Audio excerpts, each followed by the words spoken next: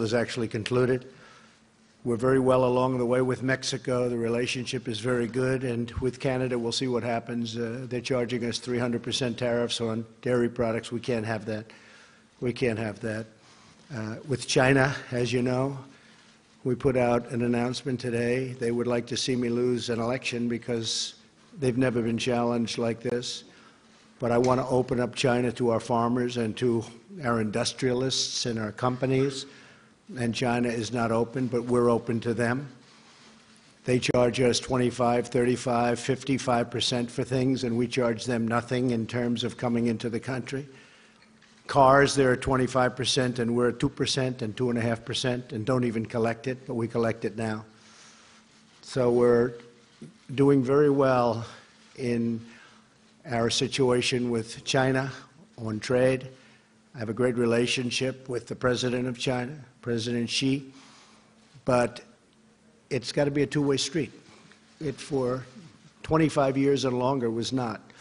And trillions of dollars was taken out of the United States for the benefit of China. We just can't have that. We have to make it fair. So we're at $250 billion now at 25% interest, and a lot of money is coming into our coffers. And it's had no impact on our, absolutely, by the way, no impact on our economy, which I said it wouldn't. In fact, steel is like the hottest industry there is. If you look at what happened with steel, we're charging a 25% tariff for the dumpers. They dump massive amounts of steel. They want to put the steel companies out of business. And after they're out of business, they'll come in and charge 5 times more than you ever thought possible. And we need steel and we need aluminum.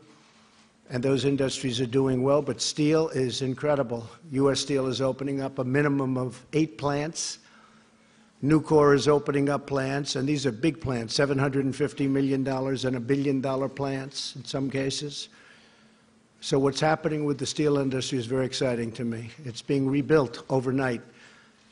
If you look at the miners and coal, if you look at energy, LNG, Japan just gave us some numbers that are incredible. They're doubling the amount that they're going to be buying for Japan. They're taking the LNG and they're doubling it up. I said, you have to do me a favor. We don't want these big deficits. You're going to have to buy more. They're buying massive amounts of equipment and military equipment, and other countries are doing the same thing because we have trade imbalances with almost everybody. It's a rare exception that we don't. So we are doing great as a country. Unfortunately, they just raised interest rates a little bit because we are doing so well. I'm not happy about that because I know it's going to be a question. I am not happy about that. I'd rather pay down debt or do other things, create more jobs. So I'm worried about the fact that they seem to like raising interest rates. We can do other things with the money. But they raised them, and they're raising them because we're doing so well. You know, we're doing much better than I had projected in terms of when I was campaigning. I said we were going to do this, and we're doing much better than anybody ever thought possible. And I will say if others got in, it would have been just the opposite because they were going to put restrictions on, they were going to put regulations on. They were going to choke the economy as it was already choking, but it would have been worse. And they were going to raise your taxes. That's what they want to do now if they ever got control, which I don't think they'll have control for a long time. So with that being said, we'll take some questions. And yes, please. John, go ahead. We have plenty of time. Mr. President, thank you very much. Of course, what you're looking forward to tomorrow is the hearings with Judge Kavanaugh before the Judiciary Committee. Yes. In 1991, when Joe Biden passed along to the Bush 41 White House the allegations that Anita Hill had raised against Clarence Thomas, the Bush White House asked the FBI to look into it as part of Judge Thomas's background investigation. Not a criminal investigation, but the background investigation. Right. When these allegations were raised, why didn't this White House do the same thing? And with all of the allegations that are coming out now about Judge Kavanaugh, was there an opportunity missed here to have investigators look into this and get some sort of clarity one way or the other? Well, the FBI told us they've investigated Judge Kavanaugh 6 times, 5 times, many times over the years. They know him very well. But here there was nothing to investigate from at least one standpoint. They didn't know the location. They didn't know the time. They didn't know the year. They didn't know anything. And it's like, where do you go? Also, it's not for the FBI. If you look at what Joe Biden said, he said they don't do this. And he said it very clearly. So I think when you really look at it all, it's not going to change any of the Democrats' minds. They're obstructionists. They're actually con artists because they know how quality this man is, and they've destroyed a man's reputation, and they want to destroy it even more. And I think people are going to see that in the midterms, what they've done to this family, what they've done to these children, these beautiful children of his, and what they've done to his wife. And they know it's a big, fat con job. And they go into a room, and I guarantee you, they laugh like hell at what they pulled off on you and on the public. They laugh like hell. So it wouldn't have mattered if the FBI came back with the cleanest score, and you understand that very well, John. If they would have come back with the most perfect, we found everything, and he's perfectly innocent of everything, it wouldn't have made a difference. You wouldn't have gotten one vote. Now, we will get votes from the Democrats if we win. You'll have 3, 4, or 5 Democrats giving us votes because they're in states that I won by 30 and 40 points, and they're going to give us votes. But other than that, you probably won't get any, John. Yes, go ahead, please. Mr. President, there are now 3 women accusing Judge Kavanaugh of sexual misconduct. Are you saying that all 3 of those women are liars? Is there anything that could be said at this hearing tomorrow that could cause you to withdraw the nomination? Anything at all that... I won't get into that game. I only tell you this. This is one of the highest quality people that I've ever met, and everybody that knows him says the same thing. And these are all false to me. These are false accusations in certain cases, and certain cases, even the media agrees with that. I can only say that what they've done to this man is incredible. You know, it's very interesting. I pick a lot of judges. I have 145 judges I will be picking by the end of a fairly short period of time because President Obama wasn't big on picking judges. When I got there, I said, how is this possible? I have 145, including Court of Appeals judges.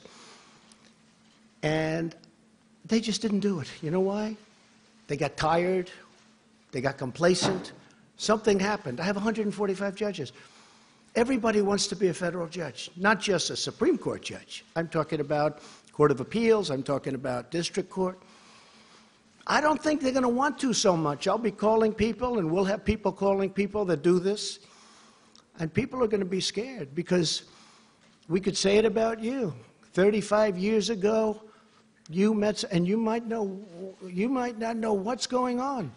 What is going on? Why did they wait so long? Why did Senator Feinstein wait till the hearings were over and make this case? Why didn't she bring it right at the beginning when you ask about, as an example, the FBI? Why didn't they bring this right at the beginning, during the hearing? You would have had all the time in the world for the FBI. It would have been fine. Now, the FBI, as you know, did investigate this time, as they have 5 or 6 other times, and they did a very thorough investigation. But this is a big con job. And I would love to be in the room with the Democrats, close the door. You guys are all away outside waiting. And Schumer and his buddies are all in there laughing how they fooled you all. Let's just stop them. A big, fat con. Yeah, go ahead. But, Mr. President, if I could follow up, you have daughters. Can you understand why a victim of sexual assault would not report it at the time? Don't you understand? By the way, I only say this. 36 years, no charge, no nothing. But Everybody, that happens often. I mean, people are going to have to make a decision. 36 years, there's no charge. All of a sudden, the hearings are over, and the rumors start coming out. And then you have this other con artist, Avenatti, come out with another beauty today. I only say that you have to look at the facts. The senators are very capable people. They're very good people. I know many of them. They're friends of mine. These are very talented, very good people, and they're going to vote. They're going to have to believe what they believe.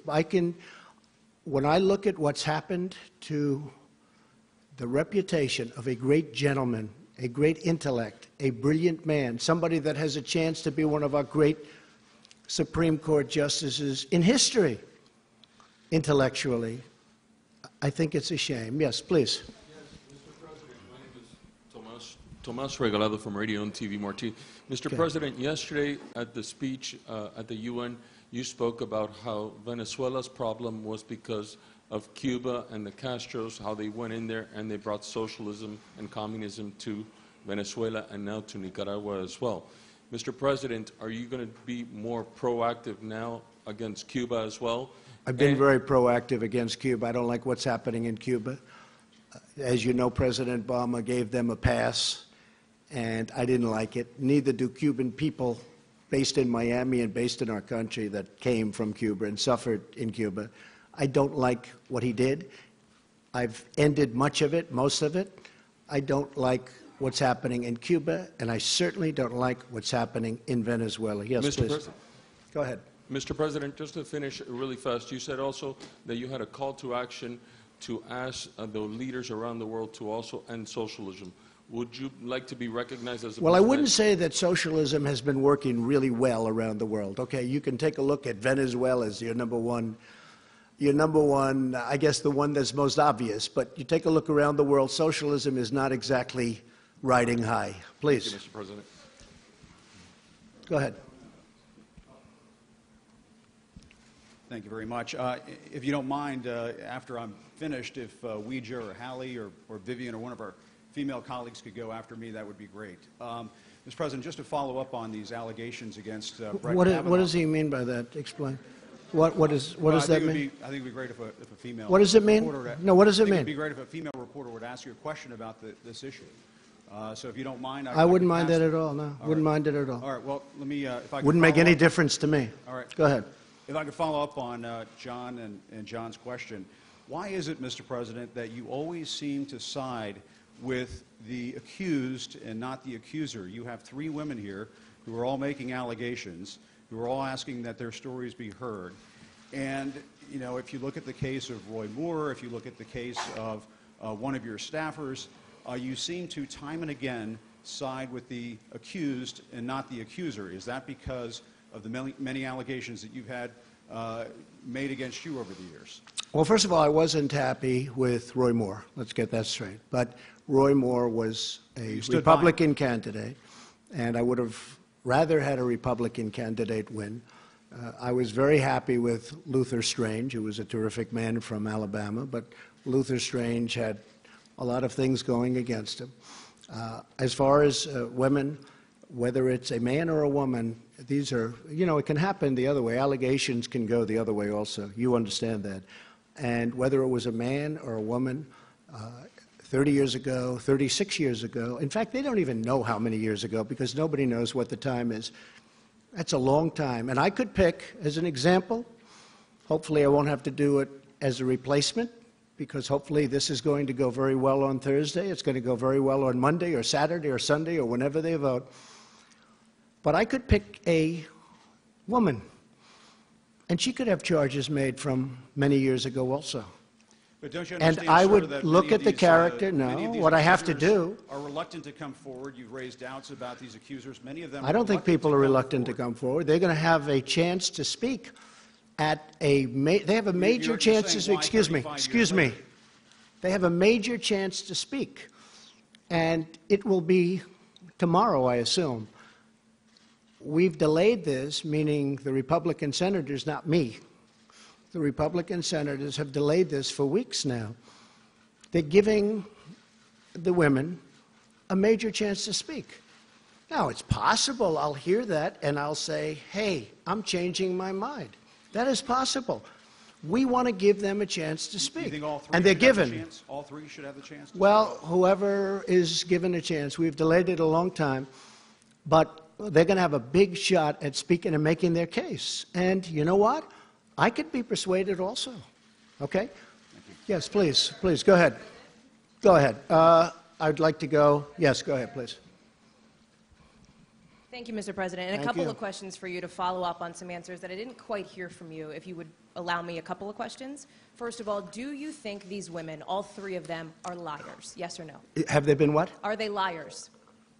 I can't tell you. I have to watch tomorrow. I have to read. I just heard about one a little while ago. I can tell you her lawyer is a lowlife, okay? So I can't tell you whether or not they're liars until I hear them. I don't know what happened today because I've been very busy with Japan, with South Korea, with China, and about 7 other countries, as you know. And I chaired the Security Council. So I don't know about today's person that came forward. I do know about the lawyer.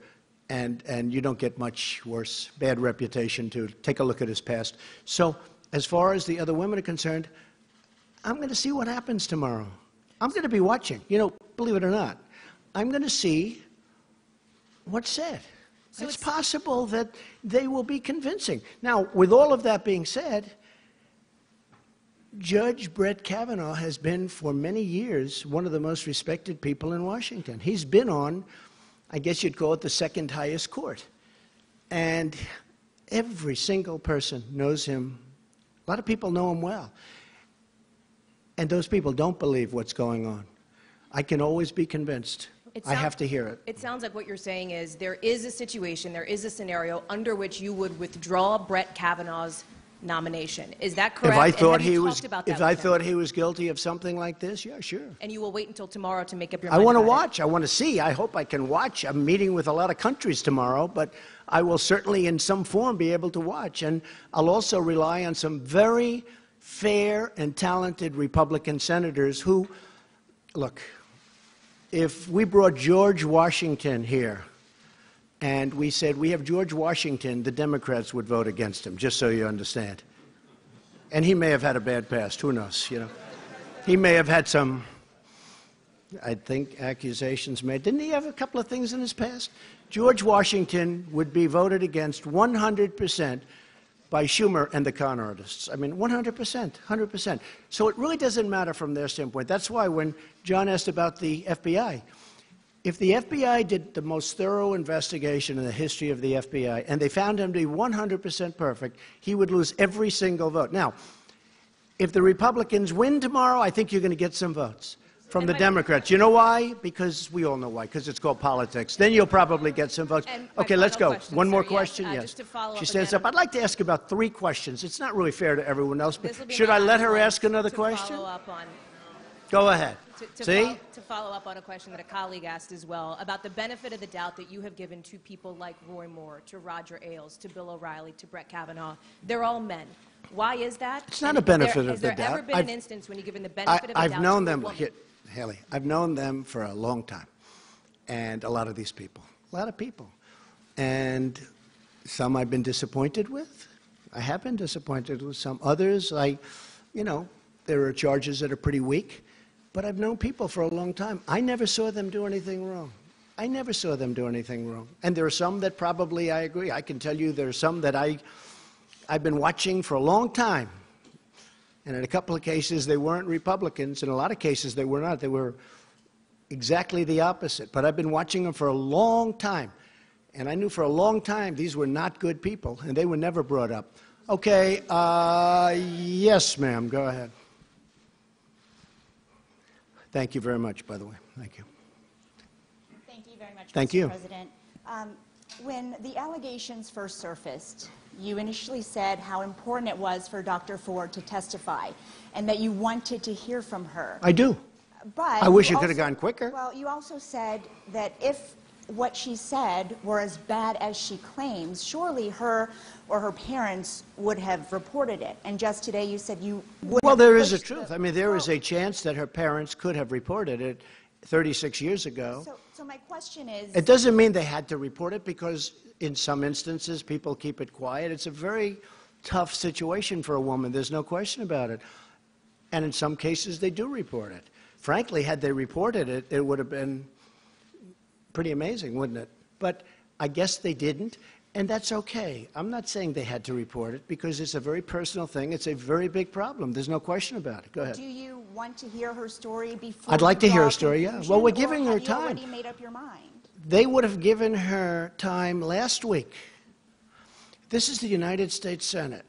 this is the most important position that a president can give out. I think we can say by far. I've actually heard it's the most important decision a president can make. I disagree with that. War and peace. I always say war and peace. And after that, Supreme Court justice, right? I look forward to hearing from her. We could have heard from her last week. We could have heard from her for a long time. It'll be interesting to hear what she has to say. Okay? Let me follow up on Jim's question. Mr. President, let me follow up on Jim's question that I don't think we got an answer to. Which one? Which question? How have your personal experiences being accused by more than a dozen I've been accused. women of I've been sexual accused. misconduct? False accusations. Right. Excuse me. How have those... I've been accused. And I was accused by, I believe it was 4 women. You can check with Sean Hannity. You can check with Fox, because they covered it very strongly. Who got paid? Excuse me. Excuse me. I was accused by 4 or 5 women who got paid a lot of money to make up stories about me. We caught them, and the mainstream media refused to put it on television. They refused to even write about it. There were 4 women, and maybe more. I think the number is 4 or 5. But one had a mortgage paid off her house, $52,000. Another one had other things happen. And the one that reported it, I believe, was offered $750,000 to say bad things about me. And she's the one that reported it. This woman is incredible. She reported it instead of taking the money. So I've had numerous accusations about me. Right. They made false statements about me, knowing they were false. I never met them. I never met these people. And what did they do? What did they do? They took money in order to say bad things. I've had stories written in the New York Times front page about 4 women, the whole top center front page of the New York Times. I think it was 4 big pictures. I said, wow, that's a big thing. What's that?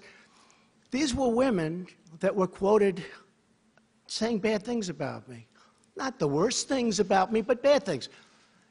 And I said, gee, that's too bad. I knew them a long time ago, 15 years ago, 20 years ago. I said, that's too bad. I'm surprised at them. And then all of a sudden I see them on television, nothing to do with me. The next day or day later, they were incensed. They said, Donald Trump is a nice guy. We never said this. The New York Times did false reporting. They're fake news. And you know what? The New York Times would not report that their story was fake. These women said great things. Not only did they not say the bad stuff, they said great things about me. Front page. And those women, they're incredible women. They went on television, and they didn't want to, and I didn't ask them. And they said the New York Times made it up.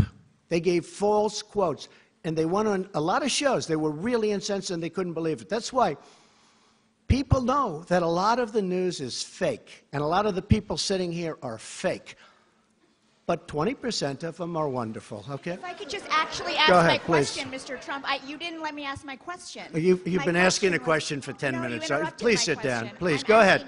Go ahead. How did those impact your opinions on the allegations against Well, it does Judge impact my opinion. You know why? Because I've had a lot of false charges made against me. I'm a very famous person, unfortunately. I've been a famous person for a long time. But I've had a lot of false charges made against me, really false charges. I know friends that have had false charges. People want fame, they want money, they want whatever. So when I see it, I view it differently than somebody sitting home watching television where they say, oh, Judge Kavanaugh, this or that. It's happened to me many times. I've had many false charges. I had a woman sitting in an airplane, and I attacked her while people were coming onto the plane, and I have a #1 bestseller out. I mean, it was a total phony story. There are many of them. So when you say, does it affect me in terms of my thinking with respect to Judge Kavanaugh? Absolutely, because I've had it many times. And if the news would have reported these 4 people, I couldn't believe it. When I heard that they caught these 4 people, I said, wow, that's a big story. And it was for Fox. Okay. Thank you, Mr. President. Earlier today and just now, you made a significant allegation against the Chinese government. You suggested that the Chinese had meddled in or are meddling That's right. in That's the what I hear. 2018 midterm election. That's what I hear. What evidence do you have of that, sir? Is there a national We have intelligence evidence. estimate, We for have example, that evidence. you're It'll prepared come to put out. forward? Yeah, I can't tell you now, but it didn't come out of nowhere, that I can tell you. Now, Why if make you, the they've charge actually admitted that they're going after farmers. I mean, I think most of you can cover that. I like that you're shaking your head. Yes, I'm going to ask you the next question because of that, okay? It's probably going to be the killer of all questions. But Why let me make the just charge explain. now if you're not prepared to come forward with the evidence, sir? China now, we put on $250 billion, and they're paying 25% on that. They're paying billions and billions. This has never happened to China. And I like China, and I like President Xi a lot. I think he's a friend of mine. He may not be a friend of mine anymore, but I think he probably respects. From what I hear, if you look at Mr. Pillsbury, the leading authority on China, he was on a good show. I won't mention the name of the show recently, and he was saying that China has total respect for Donald Trump and for Donald Trump's very, very large brain. He said, Donald Trump, they don't know what to do. Never happened. Well, one thing they are trying to do is they're trying to convince people to go against Donald Trump, because a normal, regular political person that has no concept of what the hell he's doing would let China continue to take $500 billion a year out of our country and rebuild their country. I mean, they were building 29 massive bridges, like the George Washington Bridge. They're building things that we don't build anymore. But we're starting to build them again. And our economy now is hotter than it's ever been. I don't know if you saw the confidence levels this morning that just came out. Fantastic. And in all fairness to the Fed raising rates, they're raising rates because we've never done like we're doing now. And one of the things that is nice about the rates, the people that were hurt the worst by these zero interest rates, and you know, when President Obama had an economy that it was the worst comeback since the Great Depression and all that, you've all heard that. But remember, he was playing with zero interest money. He was playing with funny money. That's easy. I'm playing with fairly expensive money. So when he does that, the people that benefit are people that actually, in their whole life, they would save 10, 15, 20% of their salary, put it in the bank. Those people got killed because they put their money in the bank. They were going to live off the interest, and there was no interest. Now those people are starting to get interest. And those are the people, frankly, that deserve to, you know, they did a great job. The people that did it right, the people that did the best job got hurt the most. So in one sense, I like it, but basically, I'm a low interest rate person, I hate to tell you. Yes, yes, ma'am. Yes, go ahead. Mr. President, Yes. you have another meeting tomorrow with Rod Rosenstein. Yes. Are you planning to fire Rod Rosenstein? I'm talking to him. We've had a good talk. He said he never said it. He said he doesn't believe it. He said he has a lot of respect for me. And he was very nice, and we'll see. And he's a member of the Trump administration in that sense. It's the Justice Department. I would certainly prefer not doing that. There was no collusion. There was no obstruction. I mean, unless you call obstruction the fact that I fight back. I do fight back. I really fight back. I mean, if you call that obstruction, that's fine. But there's no obstruction. There's no collusion. I'm going to meet with him tomorrow. I may call Rod tonight or tomorrow and ask for a little bit of a delay to the meeting because I don't want to do anything that gets in the way of this very important Supreme Court pick. So I don't want it competing and hurting the decision, one way or the other decision. Again, I want to hear what she has to say, but I don't want to do. So I may delay that. I'm going to see. I don't want to do anything that's going to conflict with that. But my preference would be to keep him and to let him finish up. You know, I call it a witch hunt, and it is a witch hunt. If you look at the FBI statements with Strzok and his lover, Lisa Page, if you look at all of the things that have gone on in the FBI, if you look at McCabe taking $700,000 from a Hillary Clinton PAC, essentially run by Terry McAuliffe, who's her best friend in the world, and he gives them hundreds of thousands of dollars. And he's in charge of her campaign, and his wife is getting all of this money to run, she lost, to run I mean, what's going on? If you look at the horrible statements, like, way to go, Page, great story you put into a newspaper, essentially, now we'll go and investigate that group. It's terrible. We have caught people doing things that are terrible. I would much prefer keeping Rod Rosenstein. Much prefer. Many people say I have the right to absolutely fire him. He said he did not say it. He said he does not believe that. And nobody in this room believes it. By the way, I deal with the people in this room. I was with Mike Pompeo before. We were dealing at a very high level with Japan. And I was saying things that nobody in the room even understood. And I said to him a long time ago, and I was right. He said, that's not the 25th Amendment that I'm looking at. I think I can say that from Mike. So you don't think anyone in your administration has ever discussed using the 25th Amendment against you? I don't think so. Oh, well, yeah, enemies, sure. You use Within anything your you can. administration or your cabinet? You use anything they can. They're not in love with me. They're not going to beat me in the election. They know that. They're not going to beat me. The people that I'm looking at are total lightweights. I dream of running against those people. Maybe they'll come up with somebody that's not. They're not going to beat me. I'm against what they want to do. I'm in favor of law enforcement. I'm in favor of safety and security and low taxes. I want low taxes. I want borders. We're getting another $1.6 billion in borders. I want borders. We've spent 3.2 and we're getting another 1.6, and then eventually we're getting the whole thing and we'll complete the wall. They don't want that. They don't want that. They don't want the things that I have. Now, I must say, I know many of the Democrats. They'll say things and then wink at me. And again, it's the same old story. They'll say things, they don't mean it. It's politics. The reason they don't want me is because they want to run the show. They want it. It's power, it's whatever you want to call it. But what they've done here is a disgrace, a total disgrace. And what they do, I know it's sort of interesting. In one case, they say, he's a fascist, he's taking over the government, he's the most powerful president ever, he's a horrible human being, he wants to take over the entire government and he's going to do it, we can't stop him. That didn't work. The next week, he said, he's incompetent. I said, well, wait a minute. In one case, I'm taking over the world. And in the other case, he's incompetent. They tried that for a week. That didn't work. Look, these are very dishonest people. These are con artists. And the press knows it, but the press doesn't write it. Wow, that's a lot of hands. That's a lot of... Steve, go ahead. He's a very high-quality person, this man, but he'll probably hit me with a bad one. Why go ahead, give it to me. Give it to me, Steve. Reuters. You're getting letters from Chairman Kim. Why do you need a second summit with the North Korean leader so soon? And what because he'd like what it. would it be for?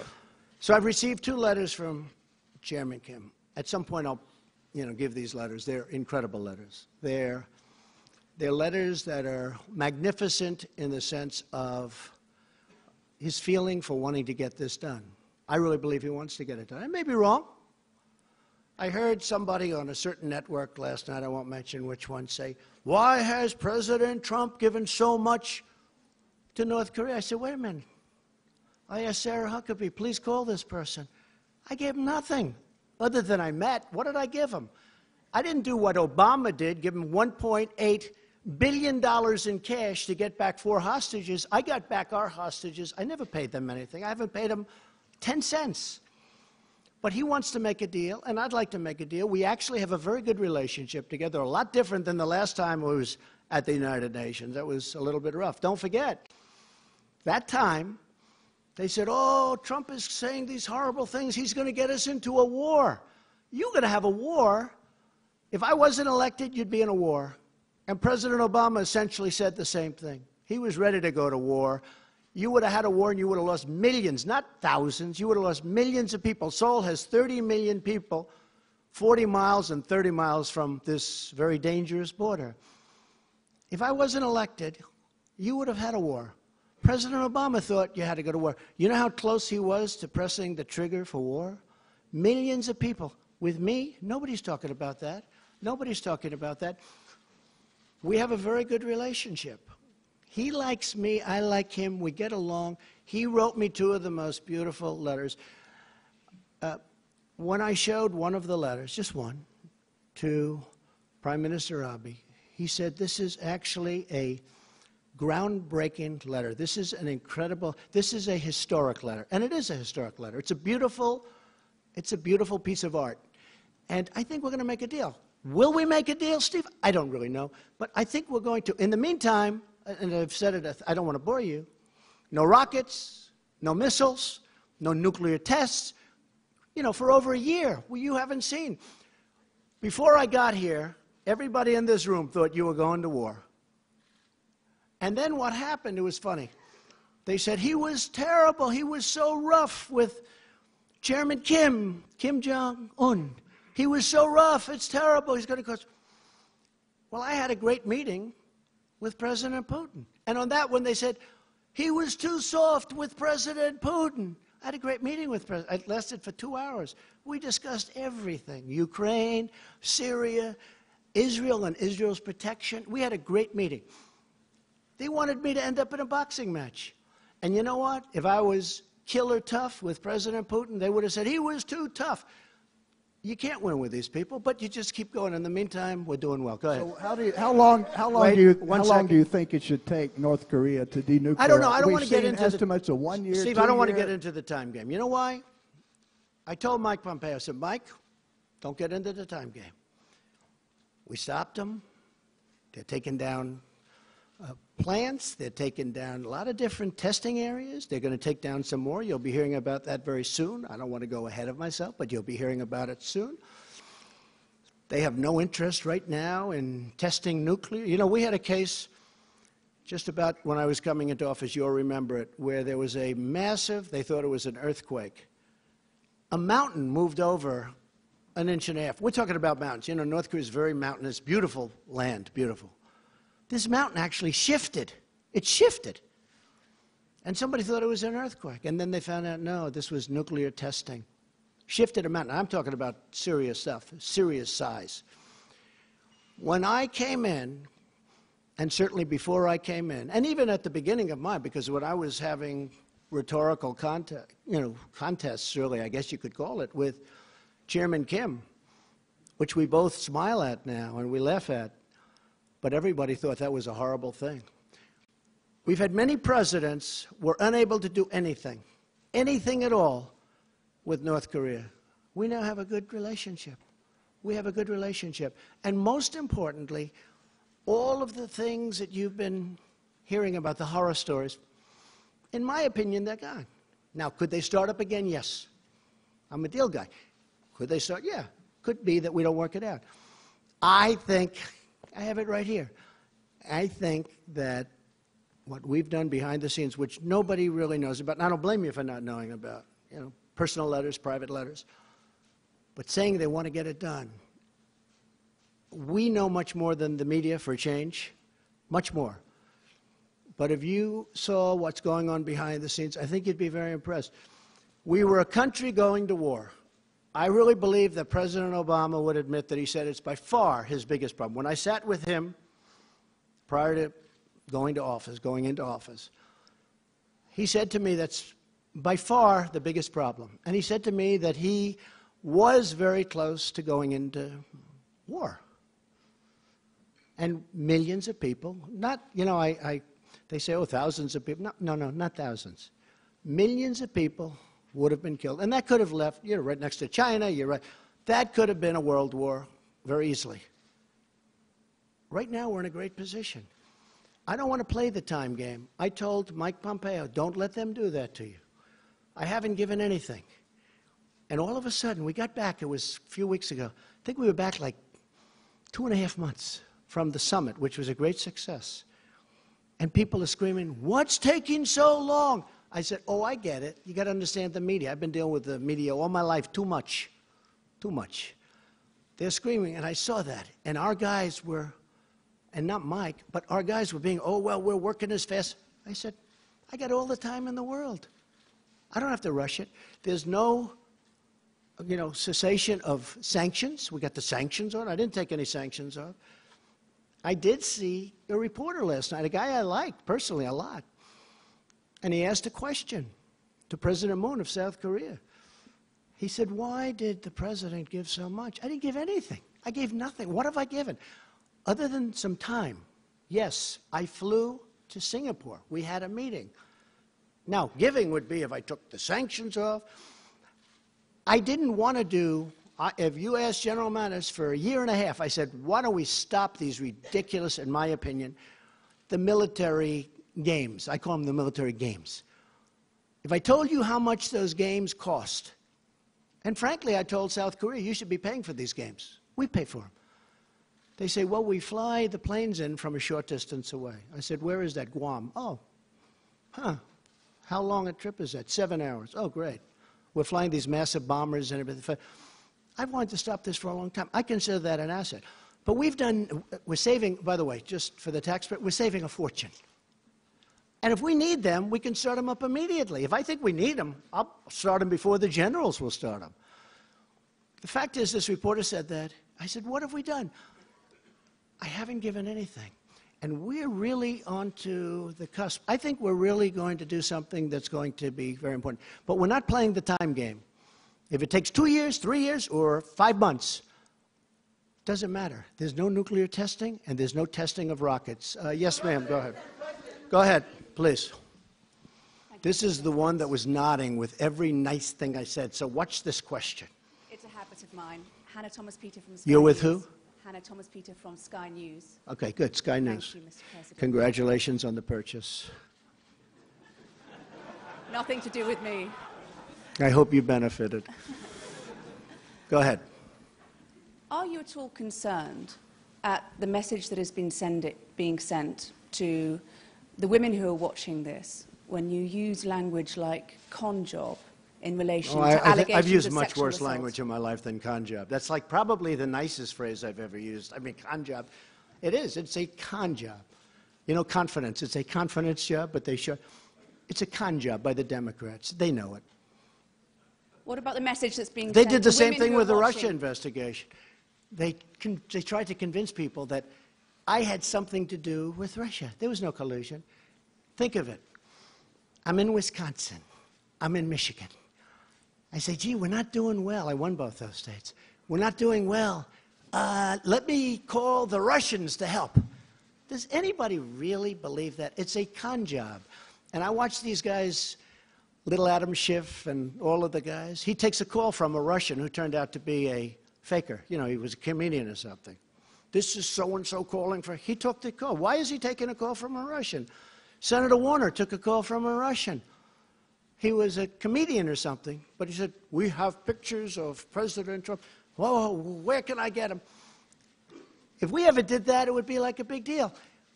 Yeah, it's a con job, and it's not a bad term. It's not a bad term at all. Are you worried? I'll tell you one thing I can say. I've had a lot of people talking about this to me with respect to what's happening, because it's a horrible precedent. I'm going to have to get other judges and other Supreme Court judges, possibly. I could have a lot of Supreme Court judges, more than 2.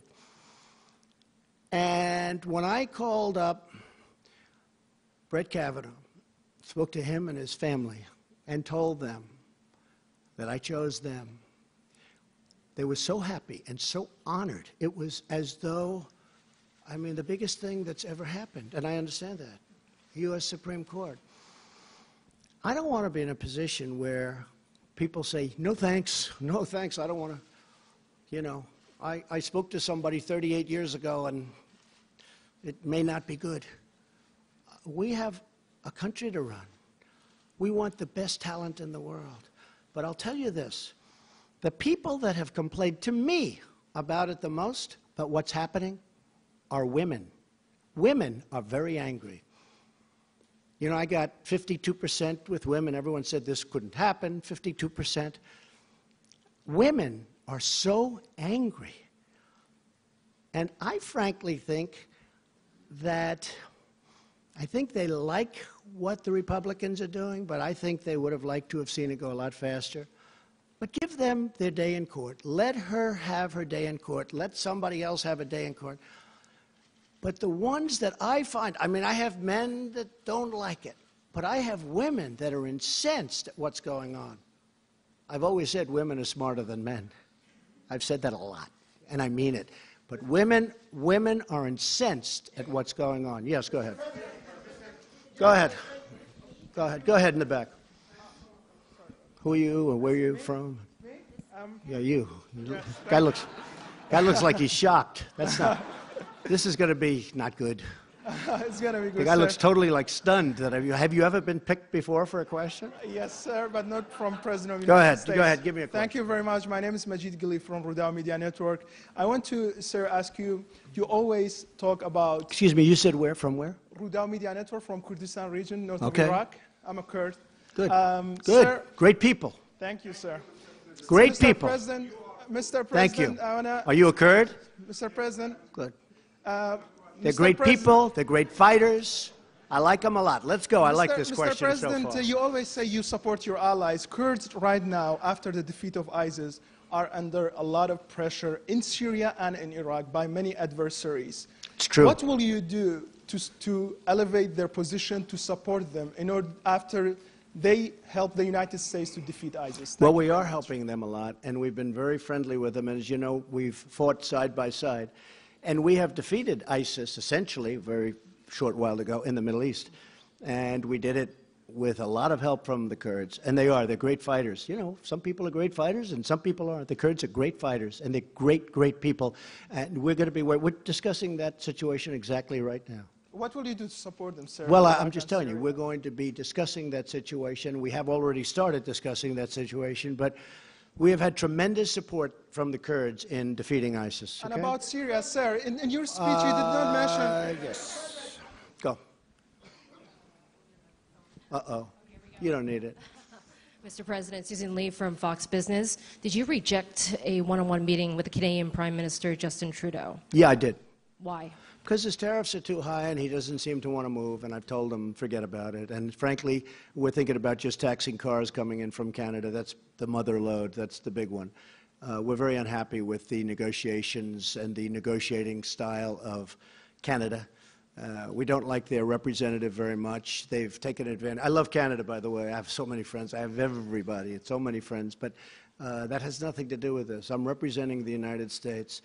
Mexico was totally, I mean, they were great. By the way, the new president has been great.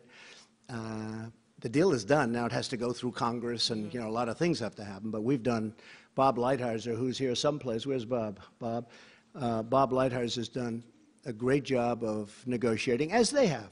But the deal is done.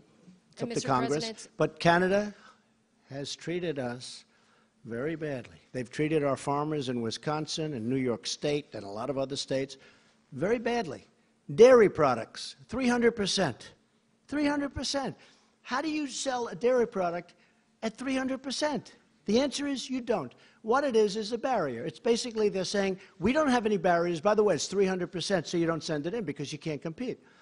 So Canada has a long way to go. I must be honest with you. We're not getting along at all with their negotiators. We think their negotiators have taken advantage of our country for a long time. We had people that didn't know what they were doing, and that's why we had, over the last 5 or 6 years, if you average it out, we had $800 billion a year in trade losses. It's ridiculous. It's not going to happen. What about NAFTA? Sir, Mr. President, NAFTA. What does that mean for NAFTA? Will you be pulling out of NAFTA? I don't like NAFTA. I never liked it. It's been very bad for the United States. It's been great for Canada. It's been great for Mexico. Very bad for us. Will you pull out of the I'm not going to use accord? the name NAFTA. I refuse to use it. I've seen thousands of plants and factories close. I've seen millions of jobs lost to auto companies that moved. I mean, Mexico has 25% of our auto business now because of NAFTA. Under our deal, it's not going to happen anymore. I hate to tell you it's not. We're going to keep companies. And I told the Mexicans, I said, we have to keep companies, but they're getting a lot also. They're getting other things. They're getting a lot of good things. Mexico made a very good deal. But with Canada, it's very tough. What we're doing is, if we made a deal with Canada, which is a, you know, good chance still, but I'm not making anything near what they want to do. But are you going to notify Congress of what pulling we're out of probably NAFTA? going to do is call it the USMC, like the United States Marine Corps, which I love. General Kelly likes it even more. Where's General Kelly? He likes that. USMC, which would be U.S., Mexico, Canada. But it'll probably or possibly be just USM, It'll be United States and Mexico. Yes or no? Are you Canada gonna- will come along. Now, if Canada doesn't make a deal with us, we're going to make a much better deal. We're going to tax the cars that come in. We will put billions and billions of dollars into our treasury. And frankly, we'll be very happy because it's actually more money than you can make under any circumstance with making a deal. Okay? Good job, too. You do a very good job. Really good. Yes, please, Mr. Kurd. Go ahead. Thank you very much for your time, Mr. President. Two quickly questions. What will be the USA relations with the Kurds? Oh, I thought I just answered that. Post-ISIS. And Okay, we're trying to get along very well. We do get along great with the Kurds. We're trying to help them a lot. Don't forget, that's their territory. We have to help them. I want to help them. Go ahead. What's next? They fought with us. They fought with us. They died with us. They died. We lost tens of thousands of Kurds died fighting ISIS.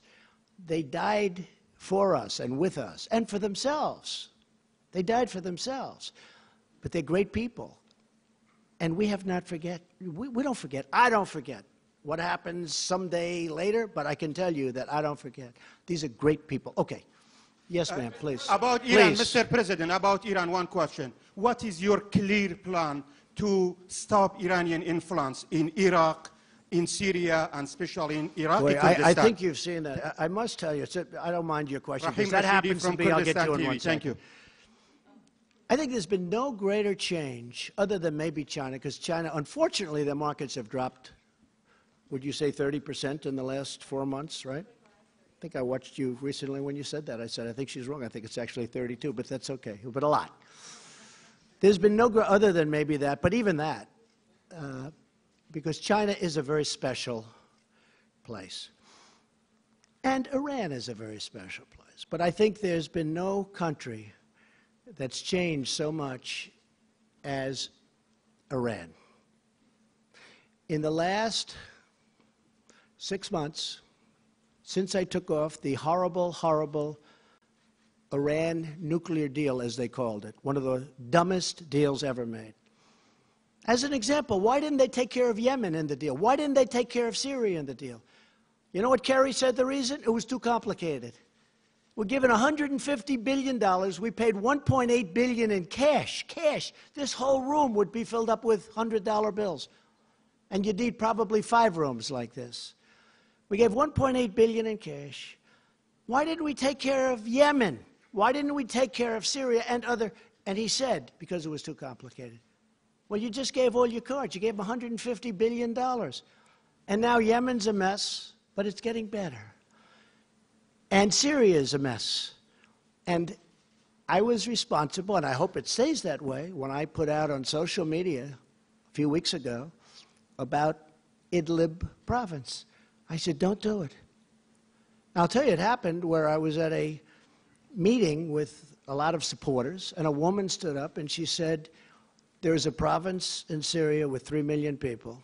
Right now, the Iranians, the Russians, and the Syrians are surrounding that province, and they're going to kill my sister, and they're going to kill millions of people in order to get rid of 25,000 or 35,000 terrorists or enemies of theirs, but I think we can call them terrorists.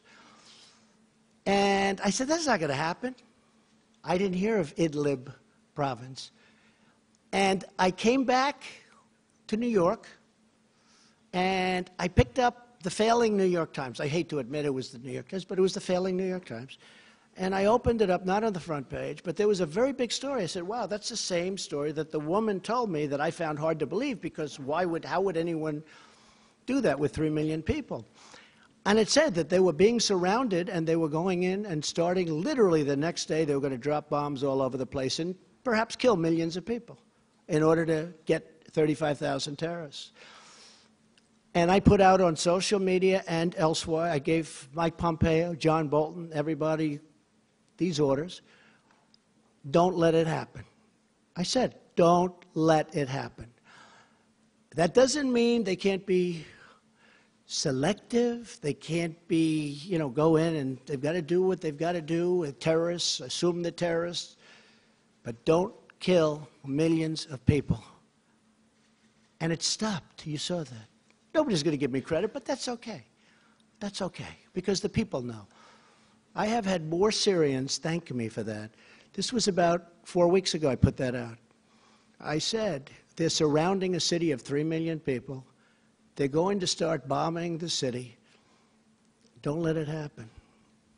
And I meant it, too. I meant it. And millions of people have been saved. And I gave today great credit to Iran. I don't know if you heard that.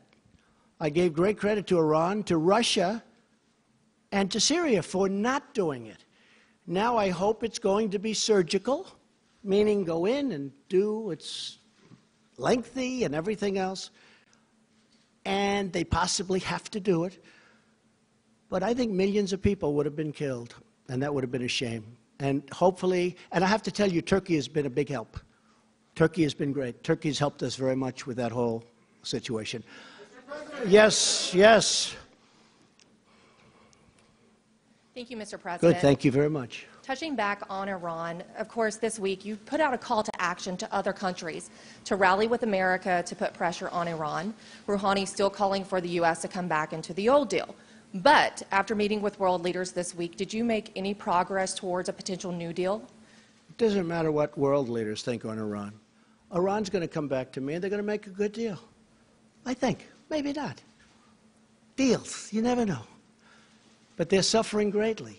They're having riots in every city, far greater than they were during the Green period with President Obama. Far greater. When President Obama stuck up for government, not the people, he probably would have had a much different Iran had he not done that. But I'm sticking up for the people. I am with the people of Iran. But here's the thing.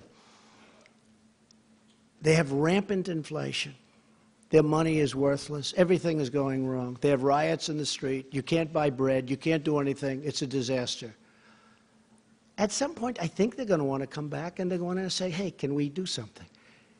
And I'm very simple. I just don't want them to have nuclear weapons. That's all. Is that too much to ask? I don't want them to have nuclear weapons. I want them to have a great economy. I want them to sell so much oil so that the oil prices, I'm not happy with OPEC. I told them, I'm not happy with OPEC. We take care of all these people. We defend them. They wouldn't be there for 2 weeks if it wasn't for me and the United States and our much stronger armed forces than it was, because our armed forces was depleted. We had old equipment. Now we have, hey, you know better than anybody, $700 billion and $716 billion. We have the most incredible new jets and everything. We need it. Not that I want to spend it, although it is jobs. It's all made in the United States. But Iran has to come back and they have to talk. And I'm not doing this from strength or weakness. I'm just saying at some point I think they're going to have to come back. If you look at what's going on, companies are leaving left and right. Mercedes-Benz just left. They're all leaving. They don't want to be in Iran because they have a choice. Do they want to be with Iran or do they want to be with us? And we picked up $10 trillion since my election. We were being caught by China. Now it's going the other way. People can't believe it. People have never seen this situation with China. Everything's always been for 20 years, oh, China's so great. China's so great. You don't hear that so much anymore. I love China. I think they're great. But you don't hear that so much anymore. You know who's great now? We're great now. Okay, how about just a couple of more? Now, I could be doing this all day long. I could be doing this all day long. Should we continue for a little while? It doesn't matter to me. A couple of more? I don't care. New York Times. Come on, New York Times. The failing New York Times. Stand up. Go ahead. No, I'm talking about the Times is failing. You are far from failing. Go ahead. Okay, but you're not. You were pointing to me, so you meant me. The Times, very interesting, though. The Times, I think they're going to endorse me. I think that ABC, well, Fox, I like Fox, I really do. But I think ABC, CBS, NBC, The Times, they're all going to endorse me because if they don't, they're going out of business. Can you imagine if you didn't have me? Go ahead. What would you like to say? Just be sure. I know you were pointing to me, but I work for PBS News. I know that. No, I know that. Okay. I know. So I want to ask you, yesterday you were talking about your administration's accomplishments at the United Nations, and a lot of the leaders laughed. Why do you think they were laughing? Well, that's fake news. And what was that experience like? It's fake news. And it was covered that way. Okay. So I said that since my election, our economy has become the hottest in the world. tax reductions, regulations, confidence levels are the highest in 18 years, really soon to be historic. Unemployment is the lowest in the history of our country. You look at black unemployment, you look at Asian unemployment, you look at women 65 years. The unemployment numbers are among the best we've ever had, ever. The numbers of new companies pouring into our country, which nobody thought was possible. And I said this, and I was in front of a large group of highly professional people, most of whom are from either other countries or the United Nations, people that aren't big into clapping, applauding, smiling. And I heard a little rustle. As I said, our country is now stronger than ever before. It's true. I mean, it is true. And I heard a little rustle, and I said, it's true. And I heard smiles, and I said, oh, I didn't know there'd be that guy. They weren't laughing at me. They were laughing with me. We had fun. That was not laughing at me. So the fake news said people laughed at President Trump. They didn't laugh at me. People had a good time with me. We were doing it together. We had a good time. They respect what I've done. The United States is respected again. The United States was not respected. Everybody was taking advantage of us, from jobs and taking our companies and not paying the price to so many other things, even military protection. I told a number of countries over the last few days, I said, listen, you're a very rich country. We protect you. Without our protection, you would have real problems. You would have real problems. I said, you should reimburse us for this protection. Why are we protecting you? And do you want to know what they said? After about 2 minutes of talking, they agreed with me. And you can ask this group of very talented people. They agreed with me. But they said, one of them said, but Mr. President, nobody ever asked us for that. They never asked us for that. Nobody's ever said, you should pay. These are really wealthy countries. I mean, I'll be honest, I just asked Japan. I said, we're defending you. You're a very wealthy country. You're sending us millions of cars. You're making a fortune. We have a tremendous trade deficit with you. And we're defending you, and we're subsidizing your military with a massive amount of money. I said it to South Korea. We have 32,000 soldiers in South Korea. They're very wealthy. These are great countries. These are very wealthy countries. I said, why aren't you reimbursing us for our costs? And you know what? They look at me, and they can't even answer it, because there's no answer. If they're a poor country and they needed protection and people were going to die, I'm all for protecting them. I don't want 10 cents. But when wealthy countries that have massive trade surpluses with us, massive, and then on top of that, we're paying for their military, or we're paying for a lot of their military, that doesn't work. How about two more and we'll call it? Mr. President, really quickly, Mr. President, you said you feel a kinship. You said you feel a kinship with Brett Kavanaugh, and Mr. President, really quickly, you said you felt a kinship with Brett Kavanaugh. You said that you also, your false allegations that you feel like were made against you make you feel like you don't want to believe these women. What message do you I didn't say that. Why do you say that? Please Fake news. Why did I say that? Well, can you please explain then what you were talking about in your own by the way, I think you do a very good job, but I didn't say that. I do watch you, and I think you do a very good job, but I didn't say that. So could you explain what you meant? Exactly. I look forward to watching her. I do want to hear what she says. And maybe she'll say, I could be convinced of anything. Maybe she'll say something. But in the meantime, I have to tell you, he's one of the highest quality human beings. He's a tremendous man. He's a tremendous genius. He's a great intellect. He was, I believe, #1 at Yale. Is that a correct statement? #1 in his class at Yale. He was a great student in law. He was, you know, I've heard his name. I didn't know him. Didn't know him. Until this whole thing, I didn't know him. But I heard his name for 10 years. And you know how I heard his name? Everybody was saying he should be on the Supreme Court. I said, who is he? His name is Brett Kavanaugh. And he should be. He's the most brilliant person. He's the most brilliant lawyer. They were talking about him on the Supreme Court 10 years ago. With all of that, I want to hear what she has to say. But you said that you don't feel, but you said that you feel like there have been numerous false allegations against you, and that because I've had many false. You understand what he means. I've had many false statements against me, and if the press would have reported, I would have been very happy. I think John Roberts would tell you that you covered the story where the women were paid to say bad things about me. Sean Hannity covered it. I will tell you, when I saw that on Sean Hannity. I actually called him. Believe it or not, I don't speak to him very much, but I respect him. I called him. I said, this is the biggest story. This is a big, big story. He agreed with me. The next day I picked up the papers. There wasn't one word about it. The next day I watched ABC News, John. I watched NBC. I watched CBS. I didn't watch CNN, but next time I'm going to. And are you okay with I watched everything. There wasn't one story other than Fox. And it's a big story. It's a shame. Okay, enough. Thank you, Doc. Thank you. Thank you. Is it okay if I give it to the New York Times, Mr. Go ahead. President? That's enough, please. Good job. Good job. Mr. President, could I ask a question since I am from the New York Mr. Times President. before this gentleman? Since you're where? Since you were? I'm actually from the New York Times. Yamiche is my former colleague, and we miss her. But I was hoping I could ask a question. But I'll let you do it after he does. Is that okay? That's I will perfectly do that. well. In honor of a paper I once loved. Thank you.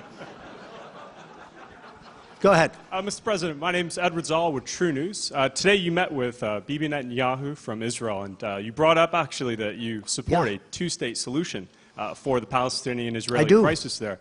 Can you give us any more preview of what this great deal, the peace deal? Well, I'd love to be able to make a deal with the Israelis and the Palestinians. You know, my whole life I was told that's the toughest deal. And I disagree. I think health care is probably tougher, okay? You want to know the truth. But it is tough. But we're going to take care of that, too. That's going to get taken care of. We've already taken care of a lot of it. But my life, I've always heard the deal between, as you know, Israel and the Palestinians. That's like the toughest deal. Every possible thing is tough about that. I think we're going to make a deal. I think we're going to make a deal. So at one of our many meetings today, I was with Bibi Netanyahu, a man who I have a lot of respect for, a man who's been extremely nice to me. I'm very happy that I did the whole thing with Jerusalem and the embassy, which, by the way, we got open in 4 months for less than $500,000. And the budget was over $1 billion, right? Yes. So we saved, let's say, $1 billion. That's not so bad. And it's open. And it's beautiful, by the way. Jerusalem stone, one of my favorite stones. I will tell you the question. Somebody said today, well, this is the first news conference in a long time. I said, what do you mean? I did like 5 today. Every time I sit, I take a lot of questions from people that are screaming like maniacs in the back of the room, meaning reporters. And one of the reporters, I won't say that it was John Roberts that said that, I refuse. But it was, but that's okay. Don't feel guilty, John. But one of the reporters that was screaming asked about the one-state, two-state. And I said, I think the two-state will happen. I think it's in one way more difficult because it's a real estate deal, because you need meets and bounds and you need lots of carve-outs and lots of everything. It's actually a little tougher deal. But another way it works better because you have people governing themselves. And so they asked me about that. I said, well, I think the two-state will happen. I think we're going to go down the two-state road.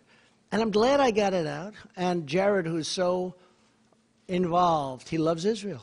He loves Israel. But he's also going to be very fair with the Palestinians. He understands it takes two people to be happy, two groups of people to be happy. Everybody's got to be happy. And that's why it's so tough, because there's been so much hatred and anger for so many years. That's what probably the number one ingredient of toughness is.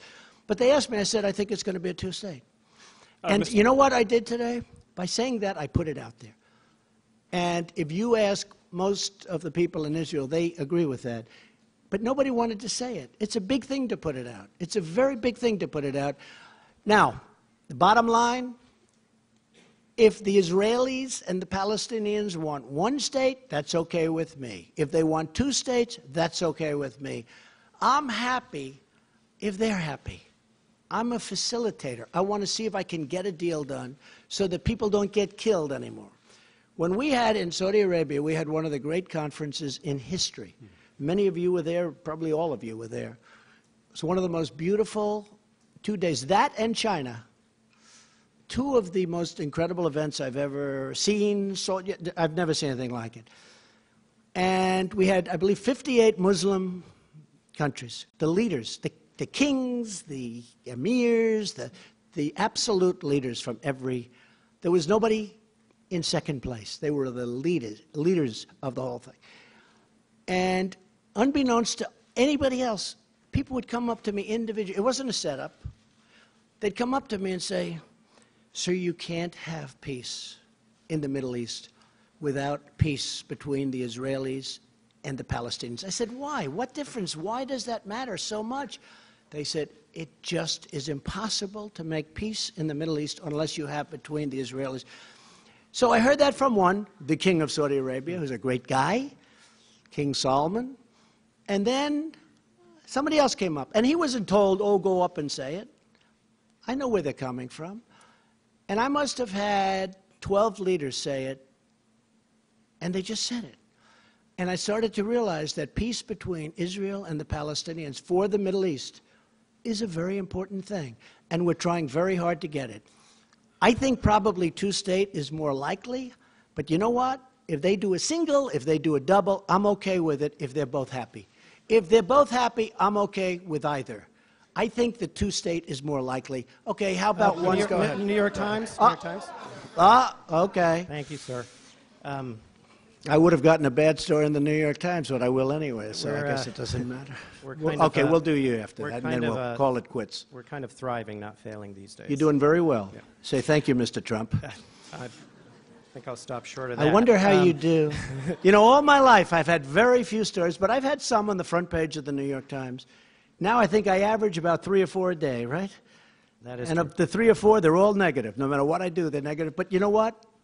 That's okay. I still love the paper. Go ahead. I wanted to come back to China because I think what you announced today was really important. I agree. You talk about this friendship you have with Xi Jinping, and yet essentially what you did today is accused his government of interfering in our internal affairs, subverting our democratic process, and doing it to hurt you, the Republican Party. Doing it to help them. And your backers. Yeah, doing it to help them. So how can a guy who does that be your friend?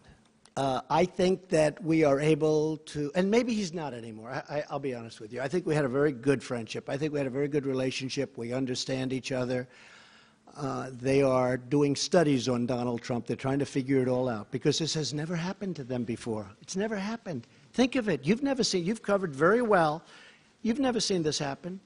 They're having big problems. I don't want them to have problems, but they got to make a fair deal, just like Canada's got to make a fair deal.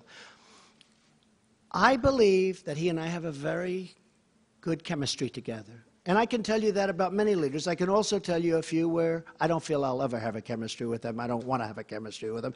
And for those people, I'll have Pompeo, Nikki, Bolton, Jared. I can go our general, I'll have our general, or if they can't do it, I'll have Sarah Huckabee do it, right? But for the most part, I have very good with Prime Minister Abiy. Very good with President Moon. By the way, what President Moon said last night, I know you won't report it, but Bret Baier interviewed him last night, and he asked him about me. I can't say because you would say I'm too braggadocious, but what he said about me last night was an unbelievable thing. Couldn't have happened without President Trump, and it never would happen without President Trump, and nobody else could do it. You'll take a look. But I will tell you, China is very special, very special. They're incredible people. It's an incredible country. What they've done is unbelievable. And it all started with the WTO. It was a defective deal.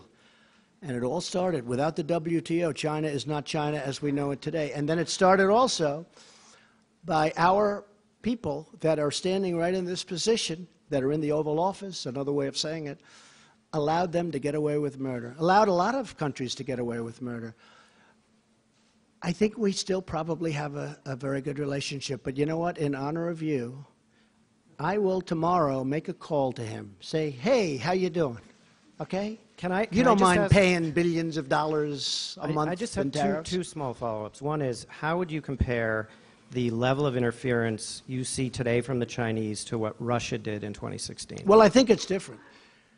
If you look at the Des Moines Register, they have ads that are made to look like editorials saying about, oh, you got to stop Trump, you got to stop him, you got to vote against him. My farmers are so incredible. These are patriots.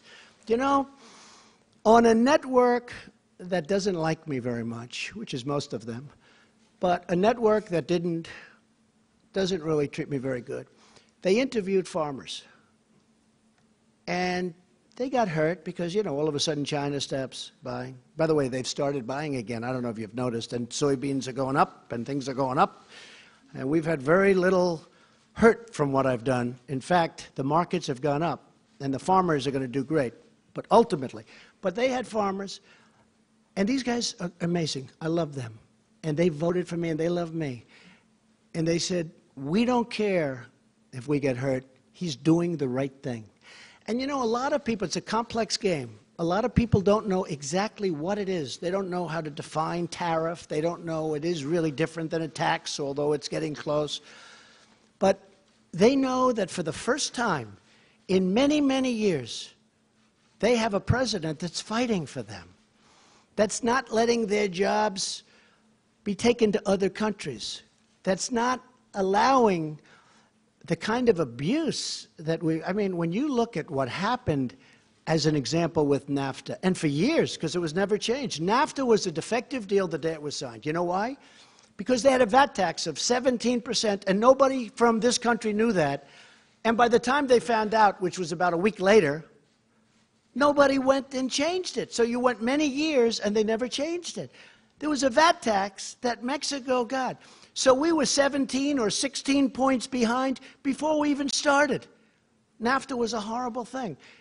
So the farmers, and by the way, the steel workers, you know, I stopped the dumping.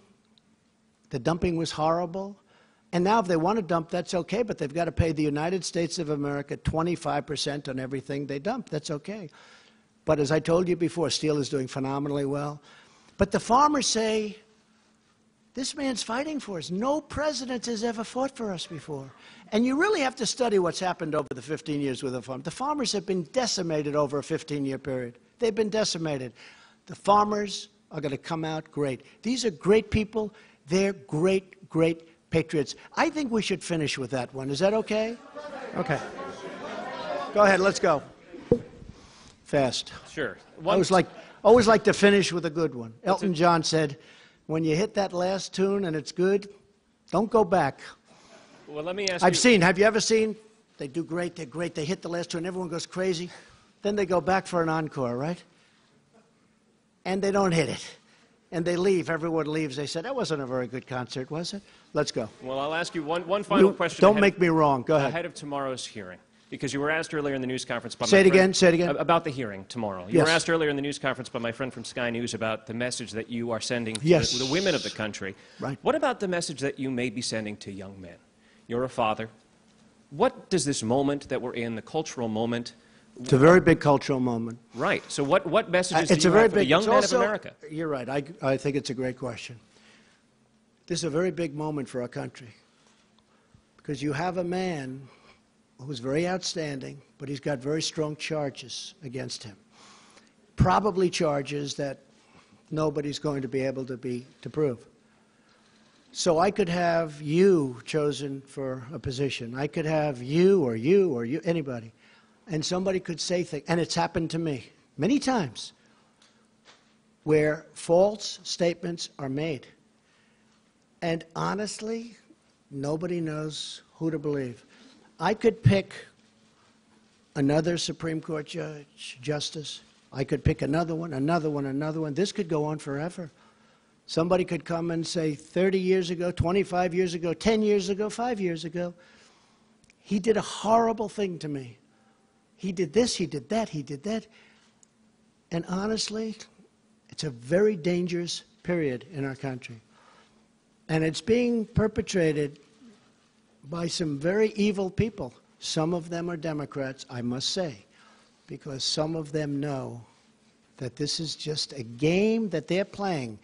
It's a con game. It's at the highest level. We're talking about the United States Supreme Court.